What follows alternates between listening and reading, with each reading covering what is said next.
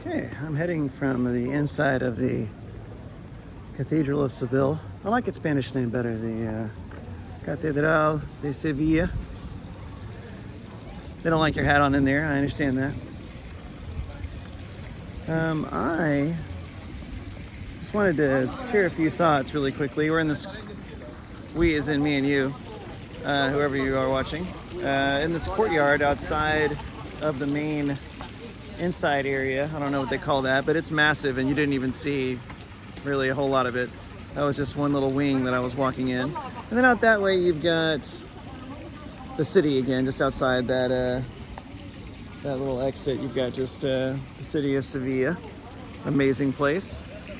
So anyway, I just wanted to share really quickly that I have a thought that's been bouncing around in my mind ever since yesterday when I walked in.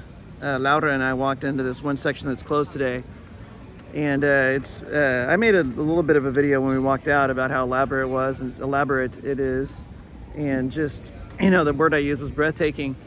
And so the thing that I keep thinking about, right, is it's not just the Spanish, but they're the perfect example right now for what I'm trying to get to, which is this. If there's a supernatural side to life, you know, it's not just, you know, the things going on with my body and the things going on with the, you know, physical world. If there's this other higher level of existence that exists, that's out there, right? And God, whichever one you believe in, is in charge of it. In this case, you know, the very seriously Catholic Spanish with their Christian God, which is, you know, the Holy Trinity there. You know, you see images of Jesus all over the place, right? I mean, all over the inside of this cathedral and all the cathedrals they built all over the world. Here's what I'm getting at. I'm trying to get to, you know, a lot of words. Is that I see the idea of this supernatural, omniscient God, and then the sacrifice that this particular religion, you know, depicts as the central, you know, theme to what their salvation is attained through, which is the sacrifice of his life, of this, you know, of this God element, because, you know, there's that Trinity. And then you save everybody's soul who gets to who chooses to believe in that system, you know, who accepts that sacrifice of Jesus Christ. So this is a pretty deep concept, you know, that's rooted in sacrifice, rooted in giving so that others can also have, right? And not just have something little or simple, so they can have everlasting, you know, eternal, same thing, life, right? After you exit this extremely superficial and limited and temporary human existence. Well, here's what is interesting to me. There's a lot of interesting things to me, but here's what I've been thinking about since yesterday. You see all this stuff on the inside of here. If I were to go around and give you more of a tour, you see all this gold and silver and just these incredibly, I don't even know how they did it. You know, I know the pyramids are always, people like, how'd they do that? You know, how'd they get that done? Get those, you know, big blocks moved and transported and, you know, put in place and all that. Well, some of the stuff in these places feels that way too, because up near the roof, you have all these like elaborate carvings and artwork. And I'm like, they didn't have electric, you know, lifts and stuff like that. Like now you had to get somebody in a very difficult way raised up there and still enough to where they could, you know, carve and create this kind of thing. You had to, you know, have the gold and the silver and all the other, you know, materials to make these incredibly expensive, you know, amazing offerings, right? And the cathedrals themselves are so fancy. So again, like I'm saying a lot of words, and what I'm really trying to get to is how interesting it is that you have this deep eternal life element that's mixed in with all the fanciness. Because I don't necessarily, sorry if it's getting a little windy in the volume, it's getting breezy here. Let's see if we'll let that pass for a second. Got the bell ringing up there. Or it was, got shy when I put it on camera. So if you're going to make a bunch of amazing stuff for the inside of a cathedral and give gold and silver and offerings and create these amazing, carvings and artwork and all that stuff, that kind of makes sense to me, because what you're doing is you're taking something that you could be rich with, right? Like the precious metals or, the work of the artist or whatever else you put inside these places. And you're saying, instead of me having it, I'm going to give it up to God so that I can show my, devotion, right?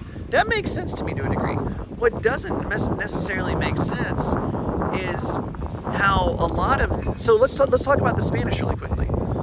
These same Spanish that were creating these cathedrals to honor and adore their God, they were these same maniacally greedy people that went around trying to collect as much gold and precious metal from the Americas as they could, which most of the time involved killing a lot of people, right?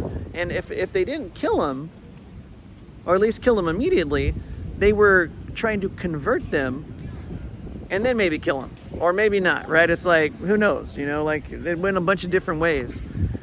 And so again, the Spanish are so into their religion and yet also so into their material acquisitions at the same time. And somebody could be like, well, that's just human nature. Well, maybe, right? I mean, because I was thinking in there when I thought about that too, my first thought was like, well, maybe this is just the way humans work. Well, not necessarily, right? Because you have groups of monks, like Buddhist monks and some other religions too, where they actually do give up a bunch of stuff. Now, are there some crooked, deceitful Buddhist monks out there? Of course. I'm sure that they're saying, hey, we need to collect, these offerings to do this or that, and then they're probably just getting rich, just like a lot of people. But it's still something that I couldn't get out of my head yesterday. Step one is I look at all this just incredibly, to use the word again, breathtaking work put into their religion. Secondly, I see the incredible greed that the Spanish were known for a long time. I'm not anymore necessarily. I mean, it's a great country, a great town. And then number three, you have this element between the elaborate nature of a religion that's based on sacrifice, and then yet those people for a good long while trying to collect as much gold and get as much as possible from other places, oftentimes brutally. And so I'm very, very intrigued by that combination of behavior. Again, where is it rooted at? A lot of people could say again, hey, this is the way human beings operate. It's cultural, you learn it somehow, or it's built in, who knows? But at the end of the day, I just think it's worth thinking about. So I'm going to close the video out because I'm at about the 10-minute mark, which to me is when always being like, hey, if anybody out there is still awake from watching this is when you got to start wrapping it up. But I just invite all of you guys to think about it. If you watch this video, leave some comments and let me know your opinion. If you comment on it, I promise to read it, because I really want to have some discussion with people about, oh, I meant to say this too. Oh my gosh. I'm from the U.S., lived there my whole life. I obviously love learning about, other places and cultures and, learning about the world as much as I can. But in the U.S., some of the most shamelessly, I'm glad my brain just thought of that term, some of the most shamelessly greedy people I've ever met in my entire life are also very, devoted Christians. And so my brain oftentimes just thinks to myself, and I'm not judging them, I'm just saying this is again an interesting connection between those two elements. I'm like, your religion is based on the ultimate sacrifice so that others can live, and yet somebody says they need some help with something. A lot of these Christians that I know are like, oh, well, it looks like you do need some help. If you're interested in actually getting out of your situation, you should go get a job, right? And I'm like, that makes sense, but at the same time, that's not necessarily like the narrative that your religion is founded on. And so, I know a lot of Christians that are not that way. I'm just saying the fact that both of those mindsets could exist in the same, life. Like, hey, I'm a Christian. I profess my belief in Jesus Christ. I go to church to learn these lessons.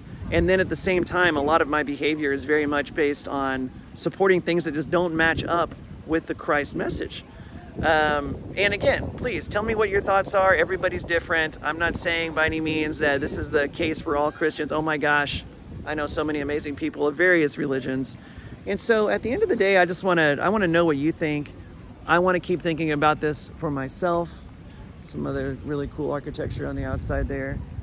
And I'm grateful for this amazing, massive, just brilliant cathedral here in Seville, Spain, for, you know, just kind of prompting that thought in my mind yesterday. Again, it takes us back to the Spanish people, the conquistadors, and their explorers, and you know, just their people that, and look, oh my gosh, has it had an advantage to them? Anybody from Spain can travel to North or South America and find a lot of people speaking their language and using their Spanish culture because of those conquests from hundreds and hundreds of years ago.